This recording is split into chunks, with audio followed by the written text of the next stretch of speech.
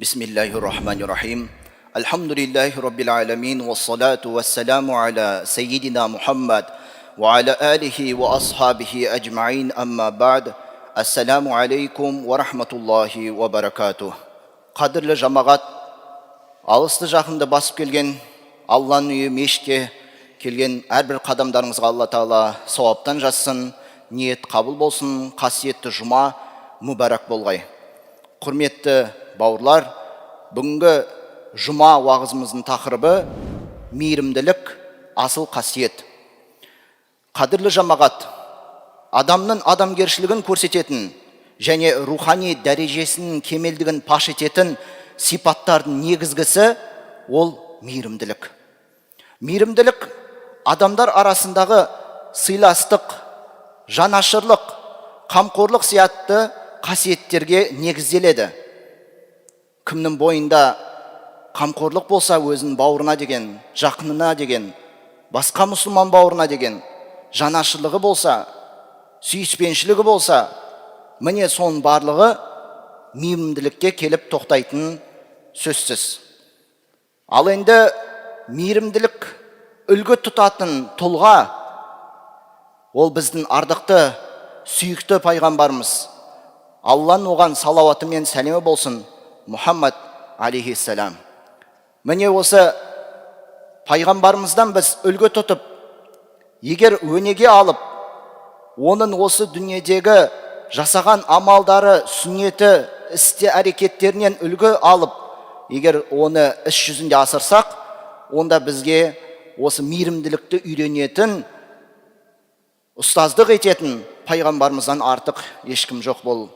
Ардақты пайғамбарымыздың мейірімділігі жайында, сондай-ақ оның бізге үлгі ететін тұлғалық келбеттер жайында Алла Тағала Құран кәрімде бізге былай деп баян етеді. Астағиду билла, ва ма арсалнака илля рахматан лил аламин. Садақаллахул азим. Бұл аяттың мағынасы: ва Мұхаммед, біз сені күллі әлемге теңдесі жоқ рахым ретінде ғана жібердік дейді.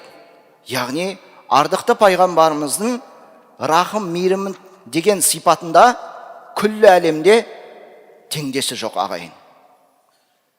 Ал енді Алла Тағала Араф сүресінде бізге былай деп баян етеді: менің рахымым әр нәрсені қамтиды, барлық нәрсені қамтиды дейді. Мейірімі, рахымы Алла Тағаланың. Тіпті құрметті жамағат, мынау күн, айдың бізге бағындырып қойған Алла Тағала, бізге денсаулық бергені, бізге нығметтер, сансыз нығметтер бергені, Алла Тағаланың бізге осы дүние тіршілігіндегі қаншама мүмкіндіктер бергені, біздің жүріп тұрымыз үшін, ішіп жеуіміз үшін, өмір сүруіміз үшін, Аллаға құлшылық ғибадат жасауымыз үшін, ақиретке азық жинауымыз үшін қаншама мүмкіндік берген Алла Тағала, ол дегеніміз бізге берген мейірімі, бізге көрсеткен рахымы. Ал енді Құран кәрімде қаншама аяттарда Алла Тағаланың рахымды, мейірімді екендігі сипаты, көркем сипат есімдері бізге Құран аяттарында баян етілінеді. Сол аяттардың бірі Алла Тағала бізге былай дейді: Астағиду билла, набби ибади анни анал ғафурур рахим. Садақаллахул азим. Менің құлдарыма ескерт, расында мен, шын мәнінде мен, Алла Тағала өзінің ұлылығын айтады, мен аса мейірімді және аса кешірімдімін деп айтады.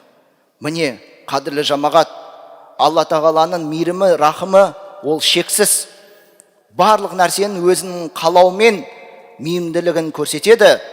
Бұл дүниеде де мейірімділік жасайды, және де ақиретте де мейірімділігін көрсетеді.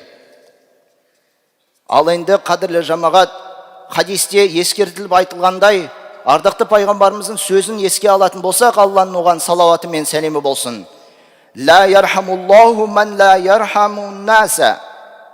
Яғни адамдарға мейірімді бола білмеген ондай адамға Алла Тағала да мейірімділік танытпайды деп айтады.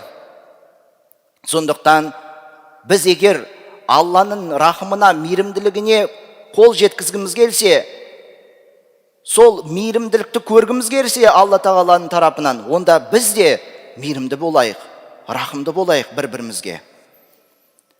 Бір күні ардақты пайғамбарымыз, Алланың оған салауаты мен сәлемі болсын, бір топ сахабалармен бірге көшеде келе жатқан кезде, сол сәтте әлгі сахабалардың, пайғамбарымыздың алдында көшеде бір кішкентай бүлдіршін бала ойнап жатады.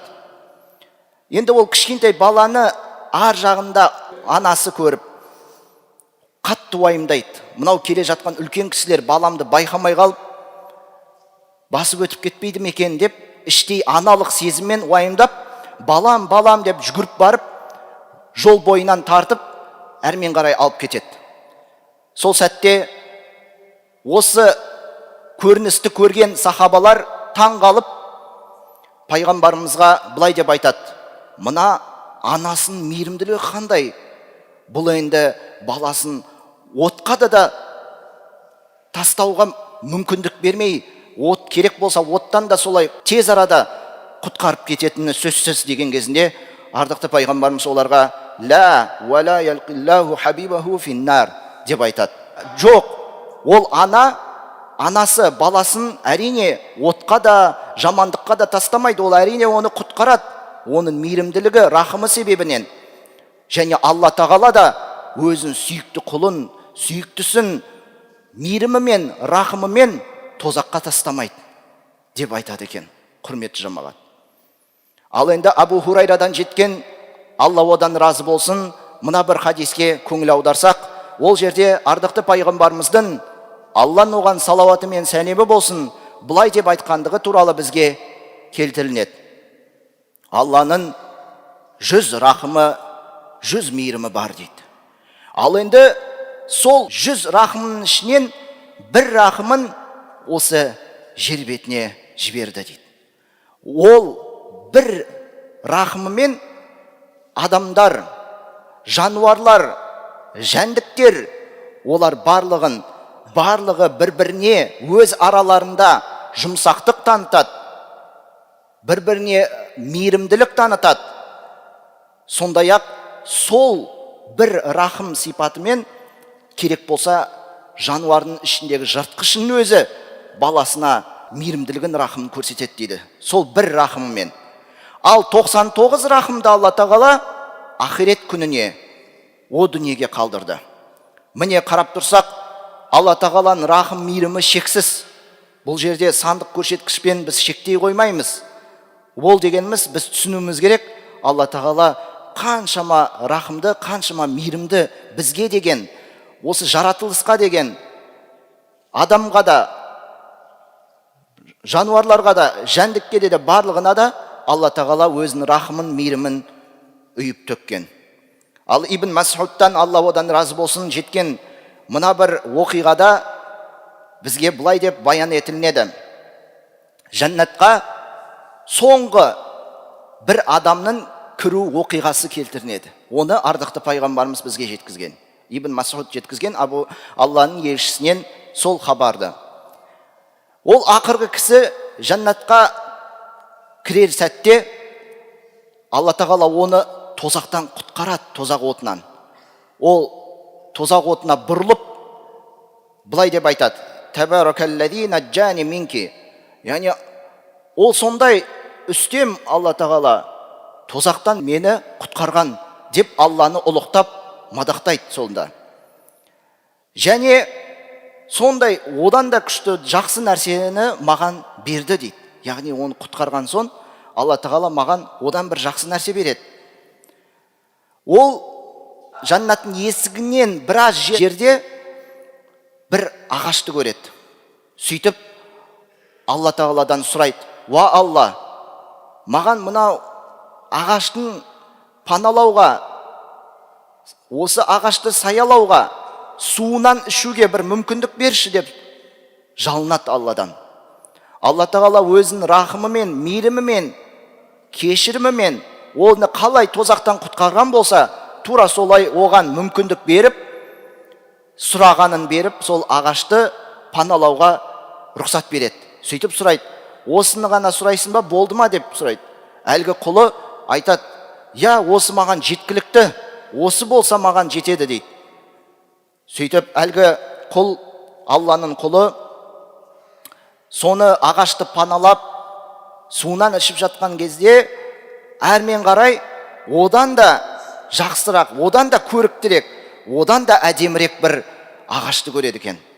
Биігірек бір ағашты көреді. Сол кезде сұрайды, Алла тағала маған анау ағашты паналауға, саялауға және соның суынан ішуге мүмкіндік берші дейді. Алла тағала, сен маған уәделесіп жаңа айтқан едің ғой, жаңағы сыйымды алсам, сол маған жетеді деп.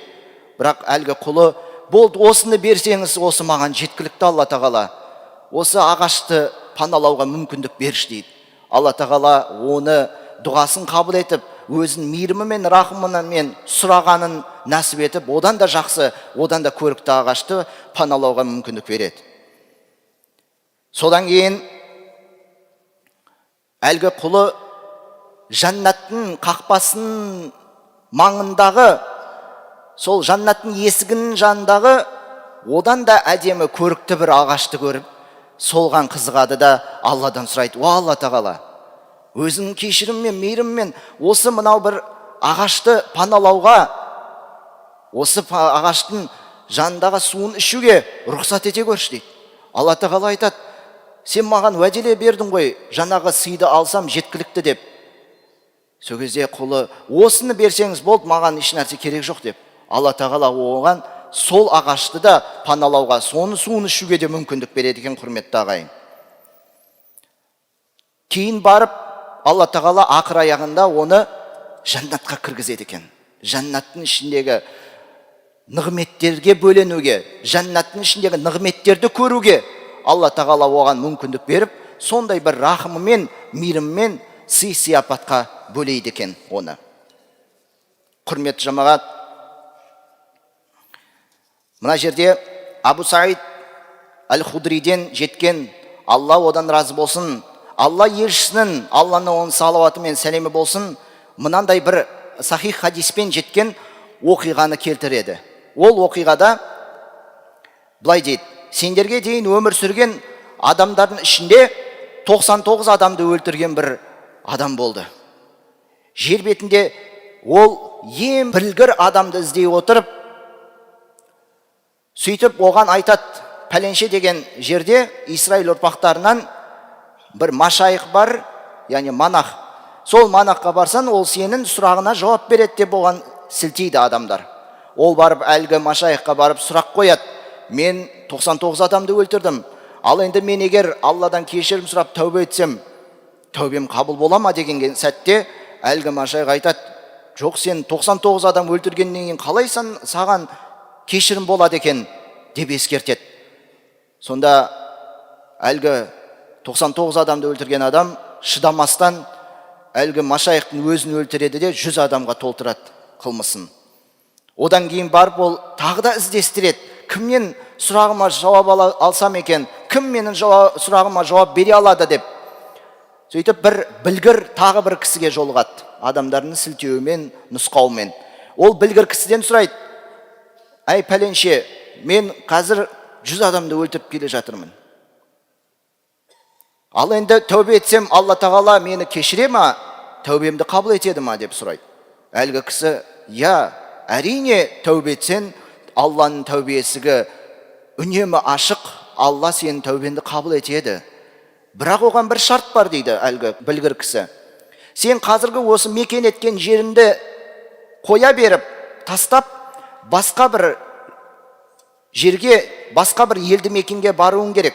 Ол елді мекенде жақсылық жасайтындар, ізгілік істейтіндер жиналған. Ал мынау сен өмір сүріп жатқан жер жамандыққа толы болып отыр. Қашан сен сол жерге барсаң, тәубе етсең және күнәні тоқтатсаң, әрине Алла сенің кешіретіні сөзсіз дейді. Ол білгір кісінің өсиетін, нұсқауын қабылдап, айтқан жеріне қарай бет алады. Сөйтіп жарты жолда оған өлім жетеді, дүниеден озады. Өлген сәтте оған екі періште келіп, Алланың әмірімен, біреуі рахым, мейірім періштесі, екіншісі азап періштесі. рахым, мейірім періштесі айтады, бұл Алланың құлы пенде жақсылыққа қарай бет алып, түзелемін деп, енді күнә істемеймін деп, жақсылыққа өзгеру жолында келе жатқан сәтте оған өлім жетті. Сондықтан ол негізінде жаннатқа бару тиіс. Өйткені ол түзелейін деп жатқан еді ғой. Ал бірақ өлім періштесі оған айтады, жоқ, ол жақсылық істеп үлгермеген, жақсылыққа әлі түзелмеген, осы уақытқа дейін қаншама жамандық жасады, қаншама адамды өлтірді, ол тозаққа бару тиіс дейді. Сол сәтте Алла тағаланың бұйрығымен адам кейпіндегі басқа бір періште түсіп, екі жанағы мейірім мен және азап періштесінің ортасына төрелік етіп, былай дейді: сендер мынау адамның бет алып жолға шыққан жолын есептеп, қай жерге жақын болса, соған лайықты еп таныңдар дейді. Періштелер әрі бері өлшеп қараса, ол жақсылық жаққа қарай, анау бет алған, түзелем деп бара жатқан елді мекенге қарай сәл жақынырақ болып түседі. Сонда мейірім періштесі міне ол жақсылық жаққа өзгеріске бара жатқан еді, және соған жақынырақ тұр, демек ол жаннаттық деп, оны Алланың рақымымен, мейірімімен кешіріп, оны жаннатқа қарай алып барады екен. Құрметті жамағат, осы орайда тағы бір ғибратты оқиғаны еске салуды ұйғарып отырмыз. Бұл жерде Вахши туралы. Вахшини сіздер білесіздер. Ол ардықты пайғамбарымыздың, Алланың оған салауаты мен сәлемі болсын, көкесін өз қолымен өлтірген еді шайқаста. Сөйтіп ол барлығы мұсылман болып, исламның жайылып таралып жатқан сәтте бірнеше мұсылман еместермен бірге Таиф елді мекеніне барып, сол жерде тығылады, сол жерге барып паналайды. Алайда ардықты пайғамбарымыз, Алланың оған салауаты мен сәлемі болсын, жаңа айтқандай Алла тағала оны мейірімді, рахымды етті. Ол не істейді? Адамдарды жібереді, Вахшини бер қарай әкелдіріңдер маған дейді. Оған Вахшиге барып, сахабалар оны ертіп, Алланың елшісінің алдына әкеледі. Сол сәтте пайғамбарымыз, Алланың оған салауаты мен сәлемі болсын, оған дін үйретіп, ислам қабылдатпақшы болады. Вахши таңғалады: уа Алла елшісі, саған мен қаншама қастандық жасадым, діннің дұшпаны болдым, көкенді де дүниеден озуына себепші болдым, өлуіне себепші болдым, өз қолмен өлтірдім. Қалайша сен мені осы жерге әкеліп, дінді қабылдатпақшысың дейді. Бірақ пайғамбарымыз саллаллаху алейхи ва саллям, Алланың оған салауаты мен сәлемі болсын, ол рахымды, мейірімді сипатын бізге үлгі тұтарлық елші. Сонда Вахши айтады: сен мені дінге шақырып жатсың, бірақ Алла тағала айтпап еді, кімде кім адам өлтірсе, зина жасаса, күнә іс істеп тәубе етпей, күнә істерге белшесінен барып сөйтіп дүниеден өтсе, ақыр заманда оның жазасы еселенеді деген бір аят түсірмеп еді. Қалайша мені Алла тағала кешіреді дейді. Сонда Алла тағала Вахшиге қатысты тағы бір екінші аят түседі. Ол аятта: ал енді кімде кім тәубе етсе, істеген күнәлар үшін шынайы түрде Алладан кешірім сұрап тәуба жасаса, сондай-ақ иман келтіріп ізгі іс істесе, Алла тағала оның істеген күнә істерін ізгілікпен, сауаппен өзгертеді. Және Алла тағала барлық нәрсені кешіруші, және ол аса қамқор, ерекше мейірімді дейді. Сонда Вахши айтады: уа Мұхаммад, бұл жерде айтылып жатқан талаптарды мен орындай алмаймын. Қалайша мен енді, егер тәубе еткен өзінде де, мен жақсылық істерді істей аламын ба деп таңғалады өз-өзіне. Сол кезде Алла тағала келесі бір аят түсіреді. Ол аятта Алла тағала Аллаға серік қосқанды кешірмейді. Егер кімде кім сол серік қосқандығы үшін Алладан кешірім сұрап тәубе етсе, істеген күнәсі үшін кешірім сұрап тәубе етсе, Алла тағала оның барлығын күнәсін кешіретін сөзсіз дейді. Осы аят түскеннен кейін Вахши тағы да пайғамбарымызға келіп: уа Мұхаммад, бұл аяттағы айтылған нәрсе қалай болады екен? Егер мені Алла тағала өз қалауынша кешіреді деп айтылып тұр ғой бұл аятта. Ал енді Алла мені кешуімді қалайды ма, қаламайды ма, мен білмейді екенмін деп айтады. Алла тағала оған қатысты тағы бір аят келтіреді. Ол аятта менің құлдарыма айт, өз-өздеріне жамандық жасаған, өз-өзіне қасірет істегендерге құлдарыма айт, Алланың кешірімінен күдер үзбеңдер. Алла тағала барлық күнәларды кешіреді. Ақиқатында ол күнәні кешіруші, аса рахымды, мейірімді деп аят келтіріледі. Сонда Уахши, міне осы маған жеткілікті, онда мен мұсылман болдым, мен исламды қабылдадым деп айтады екен. Міне қадірлі жамағат, Алла тағаланың рахымы, мейірімі шексіз, бірақ рахымы, мейірімнің шексіздігіне қол жеткізуіміз үшін біз де сол рахымды, мейірімді болуымыз керек. Өйткені пайғамбарымыз хадисте айтқан: ирхаму ман фил арди, ярхамкум ман фис сама. Яғни жердегілерге сендер рахымды, мейірімді болыңдар, сонда сендерге де рахымдылық, мейірімділік жасалынады дейілінеді. Міне құрметті жамағат, біз де рахымды болайық, мейірімді болайық, жанашыр болайық. Алланың кешіріміне, Алланың рахымына жеткіміз келсе, онда біз де жақсылыққа, ізгілікке бой түзеп, өз-өзіміздің нәпсімізді тәрбиелеп, әрдайым бір-бірімізге жанашыр, сондай бір тақуа құлдардың болуымызға тілектес болайық. Құрметті ағайын, осы орайда Хакім Абайдың мына бір сөзін еске алып өтейік. Талап, еңбек, терең ой, қанағат, рақым ойлап қой, 5 асыл іс көнсеңіз деп айтылады. 5 асыл істің ішінде, қадірлі жамағат, рахым, мейірім деген сипат болу керек адам баласының бойында.